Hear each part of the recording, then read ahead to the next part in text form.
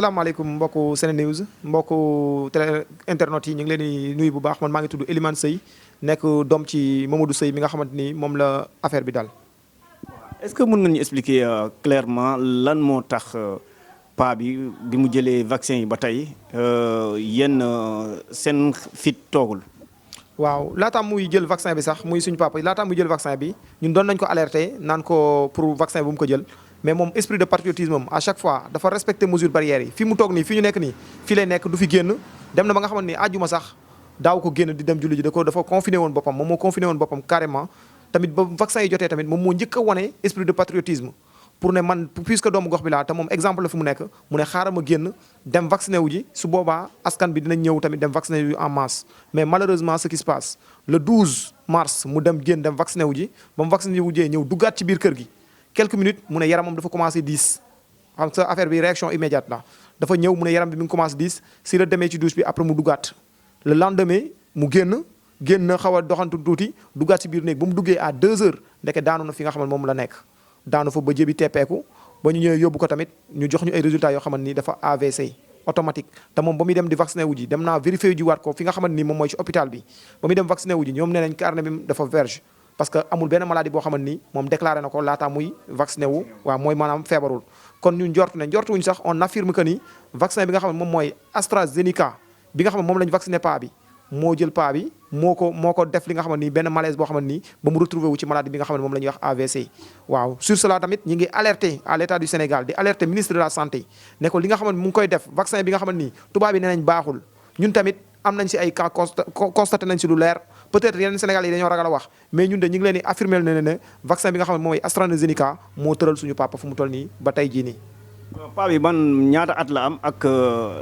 ndax moom notable la ci koñ bi pour muy génn di porter au volontaire pour askan bi mën a ñemee vaccin bi. paa bi kilifa la fi mu nekk fii nii parce que si ñi sant ci yëmbal yaakaar naa ne moom ci la bokk fii la nekk mu ngi am 70 ans la am. ci ñi nga xamante ni tamit am nañ personnalité am nañ baat ci koñ bi ci dëkk bi sax laa wax ne yëmbal moom ci la bokk parce que ñëpp xam nañ ko bu ñu waxee turam xëy na ñu mu mënul kii de moom bu demoon ba retrouver ba mën a wax carrément su waxee bu wootee ñëpp dañuy ñëw actuellement parce que ku bëri boroomi mbokk la boroomi nit la boroomi xame la li ñuy wax daal on alerte le ministre bi nga xamante ni mooy ministre de la santé bi nga xam ne mooy Diouf Sarr ne ko vaccin bi nga xam ne mi ngi koy bëgg a forcer sénégalais yi ña ko arrêté dès maintenant parce que vaccin bi de ñun de ci exemple lañ suñu papa vaccin ni la musu koo jot vacciné wu na daanu na am na AVC kon boog ñi ngi alerté loolu. man fekkee naa lépp comme ni leen ko waxee noonu la demee sam papa mi ngi mel nii tey kii vendredi la vacciné wu samedi la daanu dafa mi kaw maa ngi ko fekk sama madame moo ko doon yóbbu lañ fekk mu daanu ci suuf léegi man ma tombé ci ñëw yëkkati ko yóbbu ko quoi comme ni ko sam frère waxee Ilimane waxee noonu la demee waaw. puisque résultat bu négatif la ñu am kon ñoom ñeen jël seen part de responsabilité ci li nga xam ne moom mooy vieux bi ak képp ku mu mënti doon tamit ñi ñu ñëw di alerté wu di wax li nga xam ne moom mooy li xew mooy vaccin bi AstraZeneca baaxul tey baaxul ëllëg. ndax mën nga ñu waxaat ban état la nekk carrément parce que ñu ngi dégg sànq ni naan benn partie bi fonctionné tul ndax mën nga dellu ci cas bi. waaw premier jour bi ñu ko yóbboo moom dañoo yaakaaroon ne sax premier jour bi dara fonctionné wul woon ci moom mais ba ñu demee parce que hôpital bi ñu ko yóbboon mooy hôpital yëmbal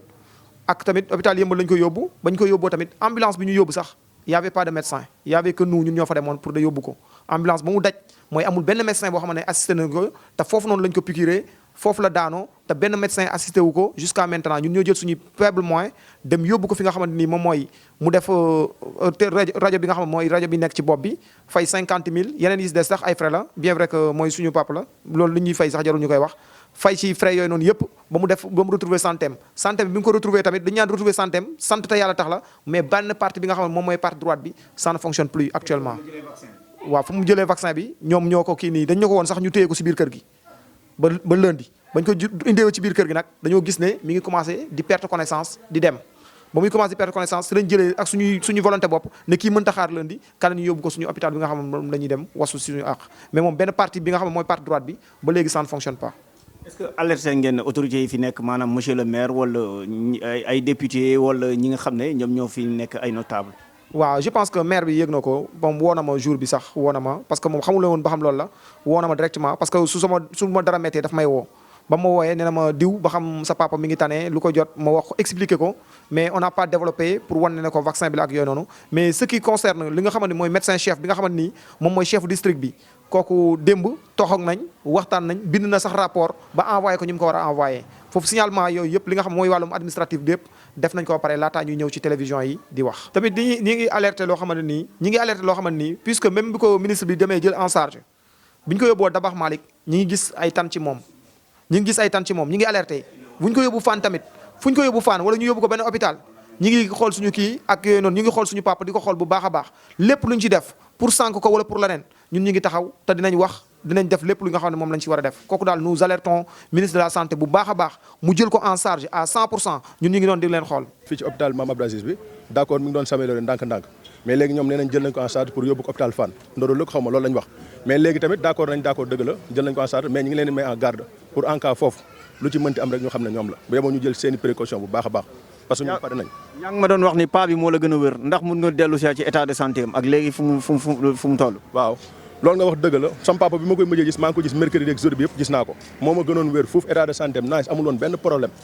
moom dafa jël piqûre bi si suba gi affaire bi dal ko noonu la demee. waaw ñun dañuy dem jusqu'au bout parce que duñu bàyyi parce que paa bi rek moom du innocent ñun tamit duñu innocent ñun ay doomam duñu ay como lépp li nga xamante ni moom lay demee rek fi jusqu'au bout fu ñu ko mën a porter dañ koy porter te nous condamnons fermement ministre de la santé duñu wax sax le président de la république parce que ministre de la santé moom la ñu dénk suñu wér-gu-yaram ku ñu dénk sa wér-gu-yaram doo jël sa askan di ko def ay kaboy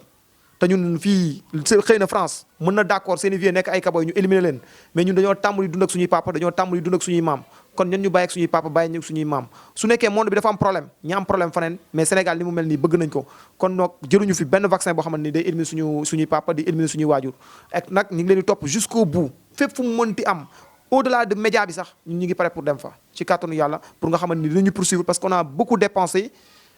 ñi ngi xaar remboursement si ñoom ñi ngi xaar li nga xamante ni ñooy suivi logique ci vie bi ba mu retrouver wu santeem. comme yow preuve nga ci li nga xam ne dal na sa pap mun nga waxtaan tey ak askan bi lan ngay wax ay paa yi nga xam ne ñoom ñu ngi ran wala ñu ngi waaj a jël vaccin bi ak sénégalais yi nga xam ne seen xel daata teyoon na ci vaccin bi ban confirmation nga leen di jox ci vaccin bi. man li may wax en connaissance de cause la kenn seexaluñu lem kenn seexaluñu dara amul benn intoxication bu ñuy def si nga li nga xam ne mooy suñu réew mais vaccin bi nga xamante ni mooy AstraZeneca bi nga xam ñun moom la ñu xam moom la ñu piqûre suñu papa ah maa ngi de am naa si njort bu rëy ne leen vaccin boobu noonu si yeboo ñu éliminer ko di conseil képp ku nga xamante ni sa papa yaakaar nga ne vaccin boobu noonu lay jëli AstraZeneca fekk defaraatuñ ko fekk neewuñu baax na bu kenn yóbbu sa waajur mu piqûre mieux vaut mu corona si kër gi sax moo gën mu piqûre di faatu kooku la ñuy am lu ñuy wax askan bi di leen jaajëfal yéen mbokk internet yi di jaajëfal yéen ñi nga xam ne yéenay waa SeneNews di leen jaajëfal bu baax a baax gis nañ seen taxawaay ci banlieue gis nañ seen taxawaay si askan bi te naan leen jërëjëf